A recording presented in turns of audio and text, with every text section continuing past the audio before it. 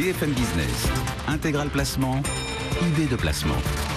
Tiens, on va parler d'assurance vie. L'assurance vie, placement préféré des Français, et plus que jamais en cette année 2015. On va tirer en effet un premier bilan avec José Fernandez. Bonjour José. Bonjour Guillaume. Bienvenue sur le plateau de BFM Business. Vous êtes le directeur de l'offre financière de l'UFF. On va tirer, oui, les leçons de cette année 2015, plus que jamais l'année de l'assurance vie.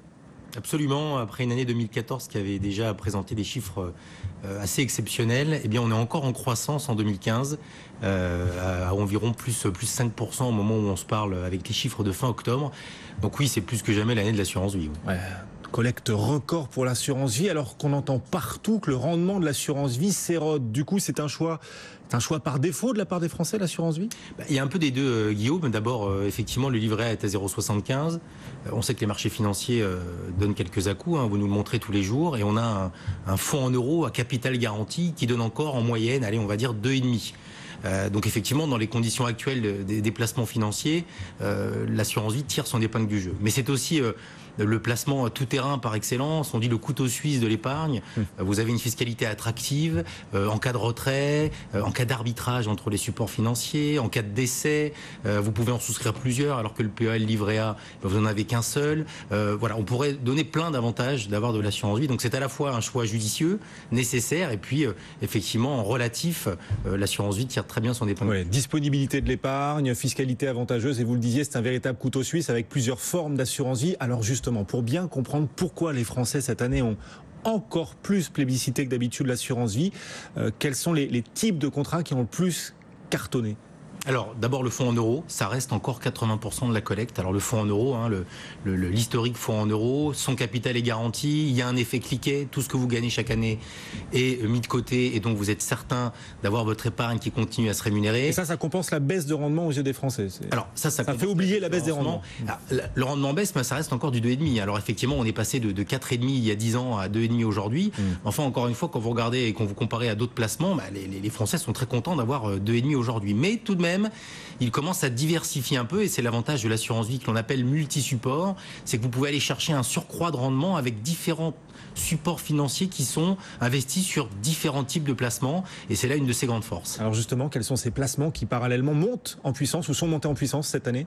Alors, toujours les placements immobiliers, les Français aiment l'immobilier, les SCPI et les SCI, qui sont en fait des supports sur lesquels le gérant investit en immobilier physique. Eh bien, ce sont des supports qui donnent environ 5% de rendement brut, donc toujours très intéressant, et que vous pouvez souscrire dans votre assurance vie, comme en tant qu'unité de compte, comme on le dit. Moyennant quelques frais, quand même. Bien entendu. Voilà. Donc c'est du placement de long terme, et pour pouvoir récupérer ces frais, on est effectivement totalement sur la durée de vie d'un contrat d'assurance vie qui est de 8 ans pour avoir sa fiscalité attractive. Les SCPI et les OPCI donc, qui continuent de monter en puissance dans l'assurance vie, et les fonds diversifiés et les fonds actions dans l'assurance vie, puisqu'on parle de rendement, de quête de rendement. Ces fonds actions, ils continuent d'être plébiscités, ou vous sentez un ralentissement là-dessus ? Alors, il est clair que les fonds actions ont moins été investis cette année. Pourtant, c'était une belle année boursière. Alors, il y a eu une très belle année, en tout cas jusqu'à juin, et puis ensuite... tout s'est cassé la figure, donc effectivement les gens sont allés un peu vers les actions, mais vous savez que l'épargnant est souvent à contre-courant, et puis désormais avec ce qui s'est passé entre le choc grec, la crise chinoise, etc., les épargnants se sont plutôt axés vers des fonds que l'on appelle flexibles, patrimoniaux, et qui ont la vie dure aussi, puisque compte tenu de la volatilité sur les marchés, faire de la performance cette année, c'était une gageure. Donc effectivement le résultat est assez décevant, mais dans l'ensemble, quelques gérants arrivent à tirer l'épingle du jeu. Et vous nous disiez, les Français se sont plutôt tournés vers les fonds flexibles et patrimoniaux parce que les avantages sont véritablement importants en période de volatilité des marchés. Absolument, parce que le fonds flexible, il doit permettre de se désinvestir ou de se réinvestir sur les marchés en fonction de la tendance et de ce que le gérant anticipe. Mais malheureusement, les mouvements ont été tellement brusques, de manière tellement courte, qu'il a été difficile pour les gérants d'aller trouver la bonne tendance, ou en tout cas d'être exposés comme il se devait. Alors pour nos auditeurs ou téléspectateurs qui se demandent sur quoi investir pour 2016, en regardant ce qui a le mieux marché en 2015, là, quels sont les grands gagnants de l'année, les fonds que vous avez pu repérer, fonds d'assurance vie, qui ont le plus cartonné en termes de collecte ou de performance? Alors vous avez des gérants effectivement sur les fonds actions qui sont toujours des gérants très cotés, comme la financière de l'Échiquier, ou des gérants que l'on appelle des gérants boutiques. Vous avez des fonds flexibles qui ont très bien marché, comme H2O.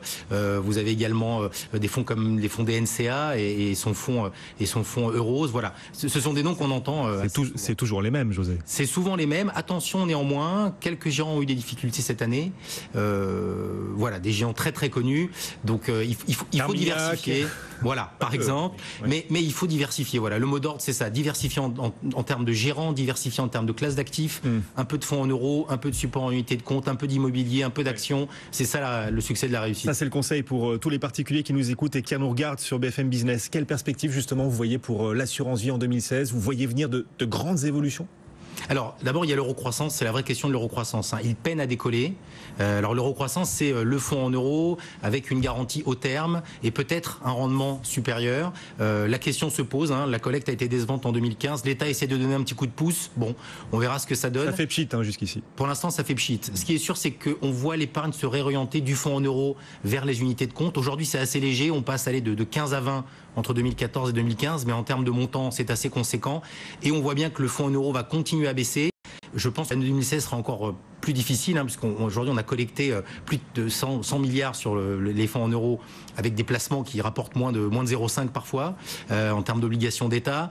Donc il est clair que l'épargnant va devoir aller vers d'autres types de supports. Oui, les assureurs risquent de plus en plus de privilégier les obligations d'entreprise aux obligations souveraines, histoire de booster un peu les rendements dans les Absolument. Dans les fonds. Mais donc avec un petit risque supplémentaire. Donc c'est la contrepartie. José Fernandez, le directeur de l'offre financière de l'UFF, avec nous aujourd'hui. Merci beaucoup, José, d'être venu nous voir. Le CAC 40, vous le disiez, la deuxième partie de l'année a été compliquée, volatile. Bien après avoir perdu 10% en 2 semaines, le CAC 40 aujourd'hui tente de rebondir, plus 2,2%. On y revient dans un instant avec nos traders et nos gérants, bien sûr. À tout de suite.